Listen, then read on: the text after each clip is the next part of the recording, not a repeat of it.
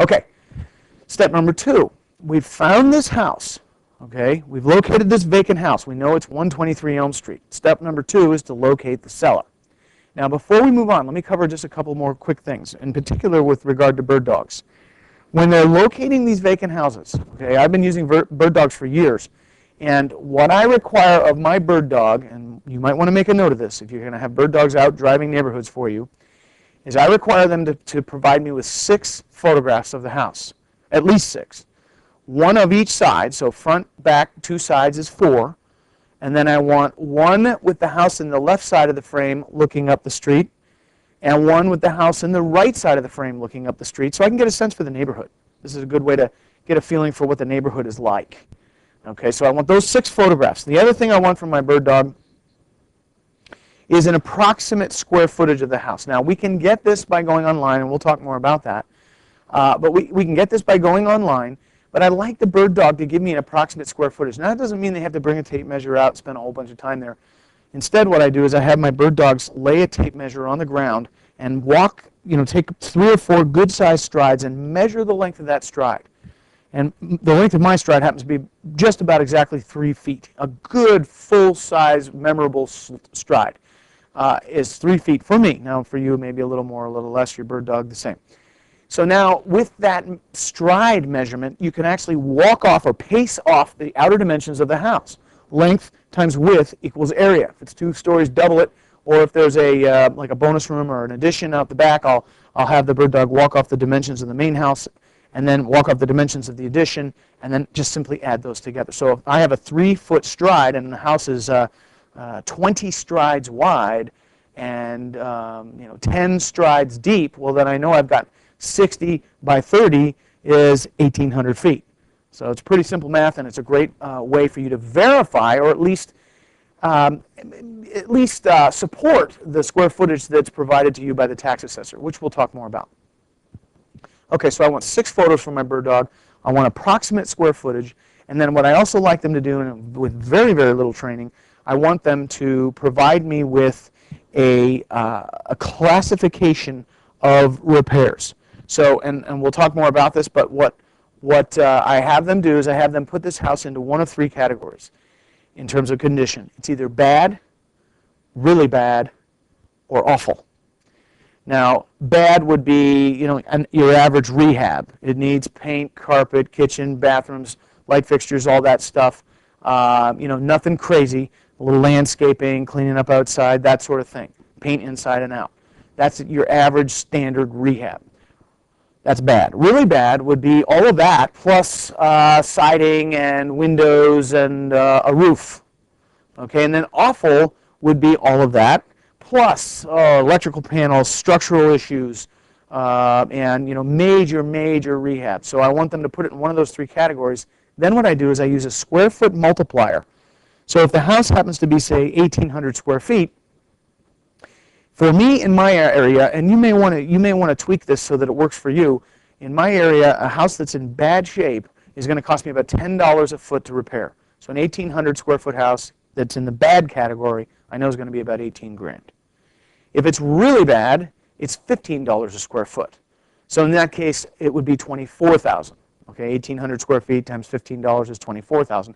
If it's awful, then I'm going to use a multiplier of $20 per square foot. And in this case, with my 1,800 square foot example, it would be $36,000. So bad is $10 per foot, really bad is $15 per foot, and awful is $20 per foot. Those numbers work brilliantly for me here, and it takes the process of estimating repairs down to exactly, zip. Now, here's the beauty of it. When my bird dog brings me 6 photos, the approximate square footage, and they categorize the repairs. And you might say, well, how do we do this without looking inside? Well, ask your bird dog to look in the window. If the house is vacant, have them look in some of the windows. And I'll tell you, you'll get to where your bird dog can tell you if it's bad, really bad, or awful from the street without even getting out of their car. So, I mean, this is that simple. So if I have those bits of information, 6 photos, approximate square footage, and a categorization of repairs, I now hear this because this is important, I now and you now don't even need to go to the house. Don't even need to go and look at it. For years, I tried to devise a way to wholesale houses that I never saw in person. And the missing component was this estimate of repairs. I couldn't figure out a way to flip these ugly houses, wholesale these ugly houses without going out and doing an estimate of repairs until I came up with this. Bad, really bad, or awful. It works like a charm. Okay, so we found this vacant house, or our bird dog has found this vacant house. They brought it to us. If my bird dog brings it to me, I'm going to pay them either $5 if it's local within about a 30-mile radius of the office, or $10 if it's outside of that radius per lead. Now you might say, good golly, that's a lot of money. What if my bird dog brings me 20 leads? Then I've got to pay them $100, or maybe if they're outside of that area, $200. That's a lot of money.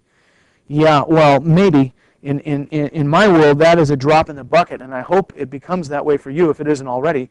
And I want you to think about it maybe perhaps a little differently. Think about this. If you had to shell out $100 for $25 leads to your bird dog, do you think you could turn one of those 20 leads into a deal? Do you think you could turn one of those 20 leads into a deal? Well, stay tuned, because with everything else I'm going to cover here before we're done tonight, I know you could. So let's quit looking at it that way. Let's look at it this way. We spend a little bit of money to make a whole lot. That's the whole idea. Spend a little to make a lot. And think about the value of your time. To go and find 20 vacant houses and pay $5 a lead is $100. How much of your time would you have to spend doing that? And is your time worth that $100, or isn't it worth a multiple of that? Absolutely it is. Your time is best spent negotiating with sellers and finalizing deals. Running around locating these houses, delegate it. Let someone else do it for you. $100 is a small price to pay. All right. So now we're back to step 2, finding the seller. We've got this vacant house. We know the address. We've got to locate this seller. How are we going to do it? Well, one way you can go about finding the owner is to talk to the neighbors. And I've tried this, and I can tell you for sure that it's a humongous waste of time. Your bird dog will soon agree. See, if your bird dog's thinking in terms of the value of their time, they're saying, well, I got to hustle. I want to get as many vacant houses as possible in as short a period of time as possible. And when I get into a conversation with one of the neighbors, oh boy, does that start sucking up my time. How many of you have ever heard of that concept of TMI? That stands for too much information. That's about what you usually get from neighbors. I've tried this. It can help, but it usually ends up sucking up way too much of your time. Talk to Neighborhood Watch. Okay, you might have that in your neighborhood where you have those signs, this area or this neighborhood is under the Neighborhood Watch program. Well, I've tried that. I've talked to Neighborhood Watch about vacant houses within their area, and you know what I've found? And it may not be true in every case, but what I seem to find a lot is that they don't even A, know the house is vacant, or B, seem to care much, which kind of makes me wonder exactly what good Neighborhood Watch is. I'm not knocking it, but I just haven't had a great experience with it from that perspective. Okay, we can get the name of the owner from the tax rolls. The tax rolls. How are we going to access the tax rolls? Well, a number of ways to do that. You can march into your tax assessor's office and look up the property by the address. We have the address. That's what we got when either we or the bird dog found the house. If we don't have the name of the owner, the tax rolls will generally indicate that. The tax rolls include the name and address of the person or entity that is paying the taxes. The person or entity to whom the tax bill is mailed once, or in my case, twice per year. And so there you go. There's the owner. Now, where it gets interesting is when the owner's name is, or excuse me, when the owner's address is indicated to be that of the vacant house. Okay, so the tax rolls indicate that the house is owned by John and Linda Smith, and their address is 123 Elm Street. Well, the vacant house is at 123 Elm Street. Well, that's no good. We know they don't live there. The place is empty. So we've got a little bit of a dead end. Some of you might be inclined to get discouraged by that. My suggestion is that you get excited by that. And the simple reason being that the harder it is to locate the seller, the better the deal.